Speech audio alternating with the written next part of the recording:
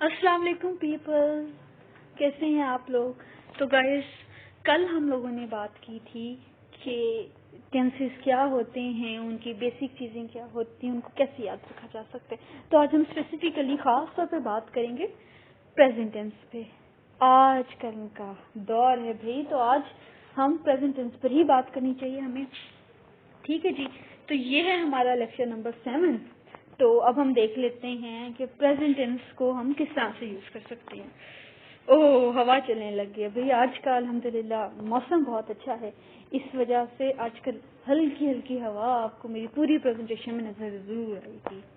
Any how, so present indefinite tense, जैसे कि हम लोगों ने पहले भी बात की थी कि जो टेंसेस होते हैं उनके बेसिकली आप 3 फॉर्म्स आप इनको कह लो, जिसके अंदर हमारे पास इंडेफिनिट टेंस आता है, कॉन्टिन्यूस टेंस आता है और परफेक्ट टेंस आता है। तो सबसे पहले हम देख लेते हैं कि प्रेजेंट इंडेफिनिट टेंस के साथ कैसे लगता है, मीन्स हम कैसे इसको यूज कर सकते हैं। एक्सप्लेनेशन से पहले आप ये बात याद रखें कि जो प्रेजेंट टेंस इंडेफिनिट फॉर्म में होता है वो पहली बात है सबसे आसान टेंस है और सबसे इम्पोर्टेंट टेंस है। क्यों?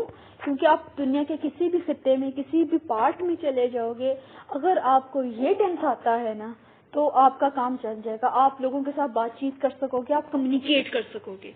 ये बेसिक टेंसेस है। इनडेफिनिट टेंस आप बेशक फ्यूचर का पढ़ रहे हो, पास्ट का पढ़ रहे हो या प्रेजेंट का पढ़ रहे हो, सबसे इम्पोर्टेंट होता है और सबसे इजी टू लर्न होता है, कम्युनिकेट करने के लिए सबसे बेस्ट होता है।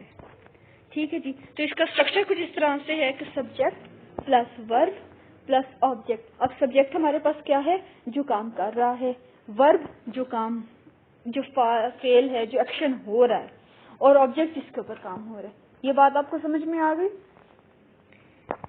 अब इस टेंस के अंदर आपने सिंपली एक चीज याद रखनी है, वो ये है कि इसके ऊपर वन प्लूरल वन टाइम वाला रूल अप्लाई होता है। मीन्स इस सेंटेंस के अंदर सिर्फ एक वर्ड प्लूरल फॉर्म में होना चाहिए। अगर 2 चीजें प्लूरल फॉर्म में होंगी तो आपका टेंस गलत है। मैं यहाँ पे सब्जेक्ट और ऑब्जेक्ट की बात नहीं कर रही, मैं यहाँ पर सब्जेक्ट वर्सेस वर्ब की बात कर रही हूँ। क्योंकि देखिए, सेंटेंस के अंदर जो कॉन्ट्रैक्ट होता है वो सब्जेक्ट और वर्ब का होता है। हर सेंटेंस में सब्जेक्ट और ऑब्जेक्ट का आपस में ऐसा कोई लिंक नहीं होती, इनको जो कनेक्टिंग फोर्स होती है वो वर्ब होती है। सो हम सिर्फ सब्जेक्ट और वर्ब पे फोकस करेंगे कि इन दोनों में से एक टाइम पर एक चीज प्लूरल होनी चाहिए। फॉर एग्जाम्पल हम आई, वी, दे, पीपल और बहुत सारे लोगों का नाम अगर हम लें और इसमें यू भी आ जाता है, तो ये क्या है, सब्जेक्ट क्या है हमारे पास ज्यादा हो गया। अब आई और यू को हम प्लूरल फॉर्म में क्यों लेते हैं? क्योंकि भाई देखिए, हम अपने आप को इज्जत देंगे तो दूसरा हमें इज्जत देगा ना।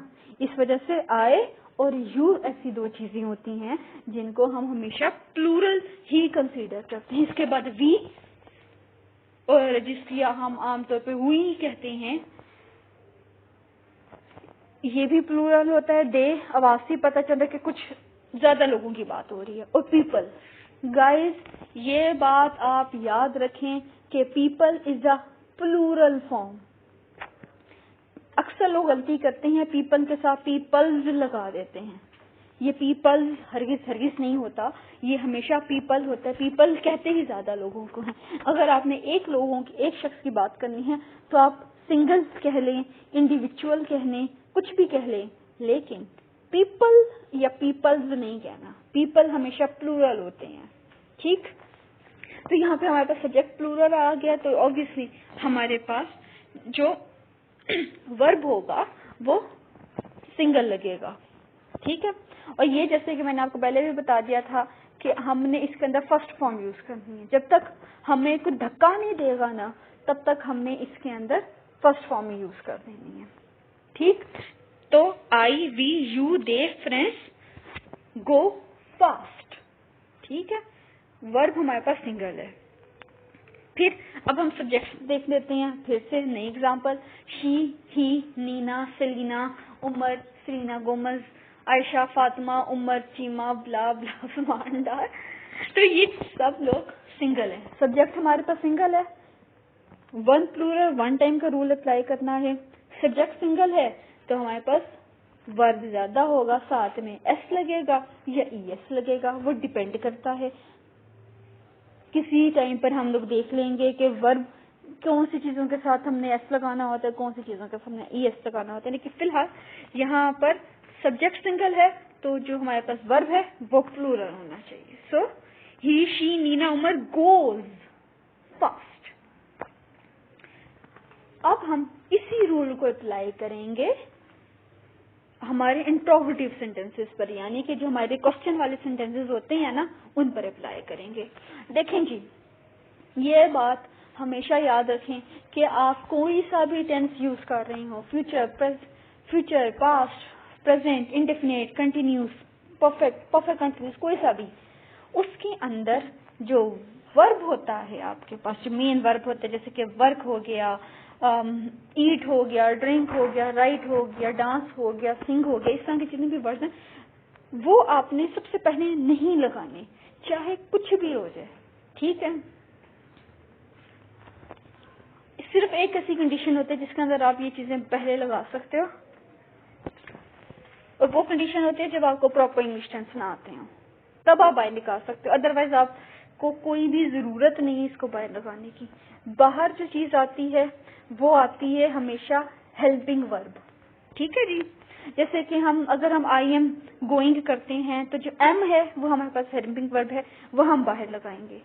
और यहाँ पे गाइस, अब कोई मुझे आकर ये ना बोले कि कुछ चीजें पास्ट पार्टिसिपल होती हैं, प्रेजेंट पार्टिसिपल होती हैं, आर्टिकल्स होते हैं, ये होता है, तो आप लोग इस तरह के वर्ड्स क्यों नहीं यूज करें।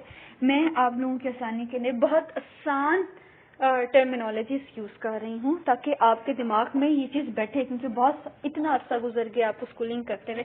अगर आपको टेंसेस अभी तक आपको कंफ्यूज हैं तो मेरा नहीं ख्याल कि हमें बहुत ज्यादा कॉम्प्लेक्स टर्मिनोलॉजीज की तरफ जाना चाहिए। तो अब जैसे कि इनडेफिनिट टेंसेस के अंदर हमारे पास हेल्पिंग वर्ब तो होता नहीं है, एम, वर, हैज, हैव तो होता नहीं है, तो हम अपनी आसानी के लिए, ठीक है, अपनी ईज के लिए क्या करते हैं, डू या डल का सहारा ले लेते हैं। ठीक, हमने कहा कि हमारे पास एम वर नहीं है तो हम डू और डज को हम कहते हैं कि भाई तुम आ जाओ हमारे सेंटेंस में। अब वही रूल अप्लाई होगा कि अगर सब्जेक्ट हमारे पास ज्यादा है, ठीक है, मतलब प्लूरल है, प्लूरल सब्जेक्ट का तो आपको पता लग गया ना, तो जो प्लूरल सब्जेक्ट के साथ वर्ब आएगा उसके साथ हम डू लगाएंगे, एक वर्ब आएगा डू, ठीक है, और जब हमारे पास सिंगल सब्जेक्ट होगा तो हम उसके साथ हेल्पिंग वर्ब प्लूरल लगा देंगे, डज, बस। बकाया हमने एक्शन वर्ब्स को नहीं छेड़ना, प्ले भी सिंगल रहेगा और दूसरे सेंटेंस में भी प्ले सिंगल रहेगा। क्यों? क्योंकि हमने ऑलरेडी ये डिस्कस कर लिया है कि एक टाइम पर एक चीज प्लूरल होगी। अगर वर्ब प्लूरल है तो दूसरा वर्ब हमारे पास प्लूरल नहीं हो सकता। ठीक हो गया? चलें जी आगे चलते हैं। हवाएं फिर से चलना शुरू हो गई। अब बात करते हैं हम कॉन्टिन्यूस टेंस पे। अब देखें जी, ये तो स्ट्रक्चर आप स्क्रीन पर देख ही रहे हैं, तो ये याद रखें कि कॉन्टिन्यूस टेंस तब यूज होता है जब एक कॉन्टिन्यूसली चीज हो रही है। आज के टाइम में इसी टाइम पर कोई चीज लगातार हो ही जा रही है, उसको हम कहते हैं कॉन्टिन्यूस टेंस। बीच में ब्रेक नहीं है, कुछ नहीं है। वो ये काम कर रहा है, वो खाना खा रही है, वो पानी पी रहा है, मैं बात कर रही हूँ, आप मेरी बात सुन रहे हैं। ये जो रहे वाली चीज आ जाती है ना, ये कॉन्टिन्यूस की निशानी है। ठीक है जी, तो सब्जेक्ट प्लस हेल्पिंग वर्ब। अब यहाँ पर डू और डज तो हम लगा नहीं सकते, इस वजह से यहाँ पर स्पेशल किस्म के हेल्पिंग वर्ब हमारे पास आते हैं जो हैं एम, आर और इज। ठीक, ये तीन चीजें होती हैं हमारे पास। फिर हम वर्ब लगाएंगे, साथ में हम आईएनजी लगाकर ऑब्जेक्ट लगाकर सेंटेंस क्लोज कर देंगे। ठीक है जी। अब इसके अंदर जो रूल इस्तेमाल होता है वो होता है plural subject plural helping verb. यानी कि पहले में तो हमने देखा था ना कि अगर एक टाइम पर एक ही प्लूरल चीज आएगी, लेकिन यहाँ पर इक्वलिटी है। अगर सब्जेक्ट प्लूरल है तो वर्ब भी हमारे पास प्लूरल होगा, और जो मेन वर्ब है, ठीक है, एक्शन वर्ब है, वो हमारे पास सेम रहेगा।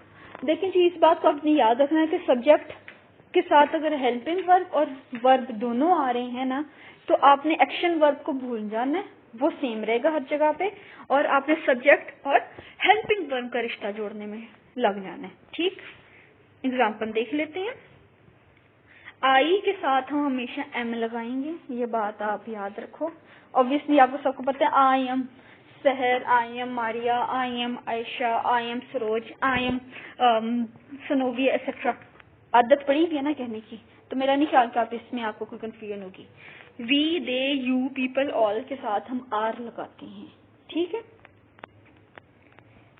ज्यादा लोग हैं आर लगेगा, कम लोग होंगे एक बंदा होगा साथ में इज लगेगा, और बाकी सारा सेंटेंस सेम रहेगा। डूइंग, फॉर एग्जाम्पल अगर हमारे पास वर्ब है डूइंग, राइटिंग, ड्रिंकिंग, रीडिंग। ठीक है जी। He, she, Kareena is doing great, वही वाली बात है। क्वेश्चंस पर आ जाते हैं। अब क्वेश्चंस के अंदर भी जो हेल्पिंग वर्ब है वो पहले आएगा, एक्शन वर्ब जो असल वर्ब है वो सेम रहेगा। ठीक है, और हेल्पिंग वर्ब किस तरह से चेंज होगा, हमारे सब्जेक्ट को देख के। दे है तो आर आएगा, शी है तो इज आएगा, और हेल्पिंग वर्ब हमेशा बाहर रहेगा, वो अंदर नहीं रहता जब हम क्वेश्चन करते हैं।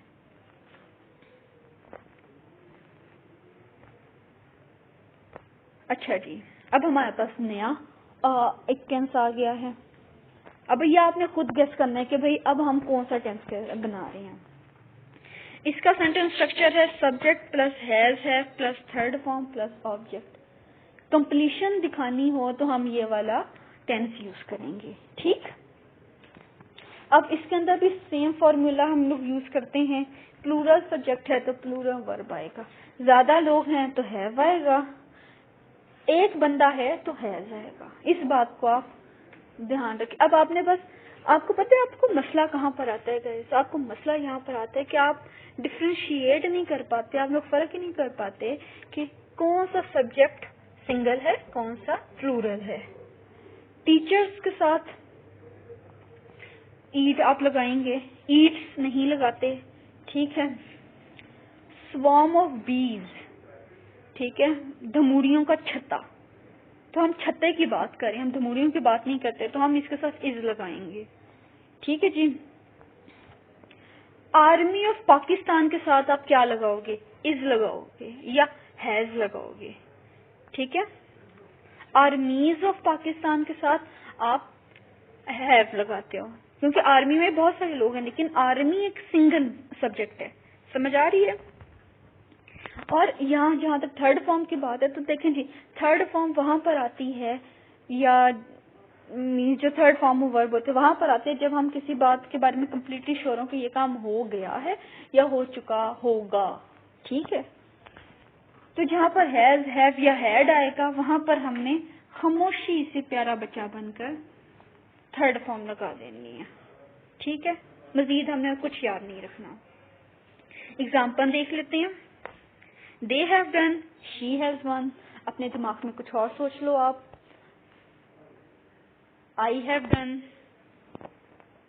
You have listened. अब यहाँ पे जो तीसरी चीज आपने जो देखनी है सब्जेक्ट्स के अलावा, वो ये देखनी है कि आपको थर्ड फॉर्म आती है या नहीं। तो इंशाल्लाह ताला थर्ड फॉर्म पे भी आपके काम करेंगे। कुछ चीजें थर्ड फॉर्म का पता होना चाहिए कि ये सेकंड फॉर्म है वर्ब की और ये थर्ड फॉर्म है। इसी तरीके से हमारे पास सब्जेक्ट्स भी आ गए हैं, मीन्स क्वेश्चन वाले सेंटेंसेस भी आ जाते हैं। हेल्पिंग वर्ब बाहर लगेगा, उसके बाद सब्जेक्ट आता है, और उसके बाद हमारे पास एक्शन वर्ब और ऑब्जेक्ट आ जाता है। ठीक, और ये हमारा हो गया परफेक्ट टेंस। अच्छा जी, तो गाइस ये सारी तो चीजें होगी। अब मैंने एक मेजर चीज जो आपके मैसेजेस में देखी है वो ये है द एंड आ का फर्क।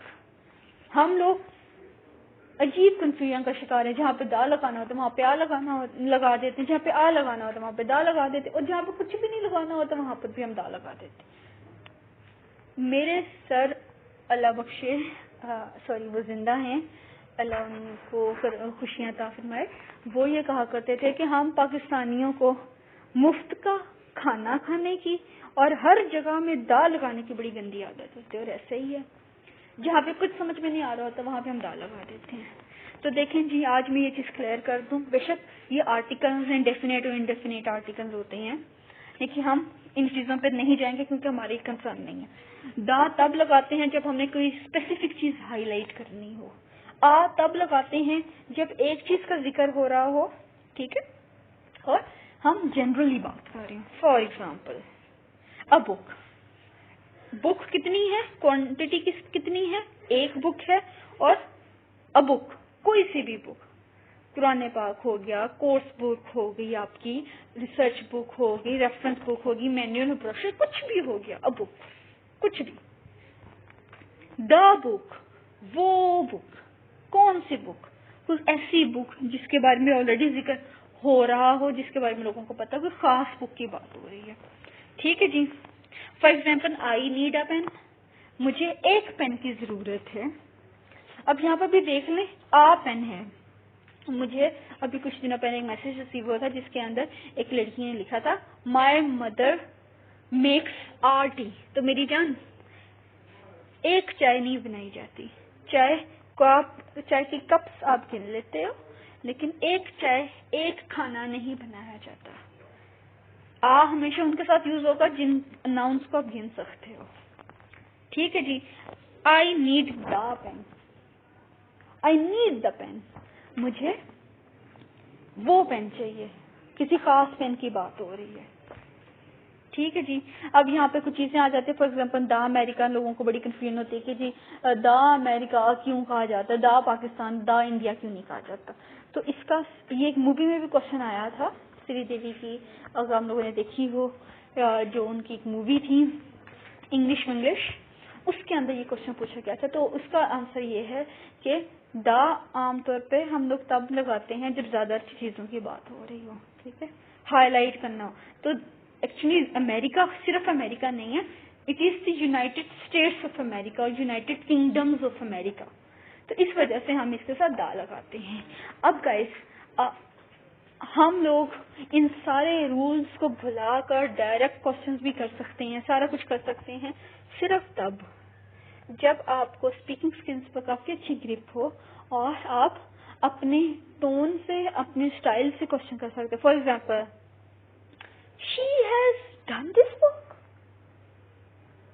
और अगर हम ये कहते हैं कि has she done this work के वजह हम कह रहे हैं, तो हम ये भी कह सकते हैं कि she has done this work. Oh, बात समझ में आ रही है? या तो गाइस अपना अंदाज बदल लो क्वेश्चन करने का, या फिर अगर आप फॉर्मल सेटिंग में बैठे हो तो टेंसेस सीख लो। अब हमारा लेक्चर तो आज का बहुत ज्यादा लंबा हो गया, लेकिन क्या करें, प्रेजेंट टेंस आएगा तो अब नेक्स्ट टेंसेस पे जाओगे ना। तो वोकैबुलरी टाइम है। सस्पिशियस हमारा पहला वर्ड है। जब भी आप किसी के बारे में शक व शुबा का शिकार होते हैं, डाउटफुल होते हैं, तो आप कहते हैं suspicious, I am suspicious of him, और I think he is suspicious, वो मशकूक है। तो मशकूक से आपको चीजें क्लियर हो जानी चाहिए। फिर हमारे पास ये आ जाता है ऑस्पिशियस। किसी भी इवेंट, कोई भी अच्छा इंसान जो अच्छे शगुन के साथ आता हो, मुबारक हमें फील होता हो, तो हम उसके साथ लगाते हैं auspicious. He is auspicious, this is an auspicious event. A और एन का डिफरेंस तो आपको पता ही होगा। एन के साथ एन हमेशा वाउल्स के साथ लगता है। फिर आ जाता है ब्रीज।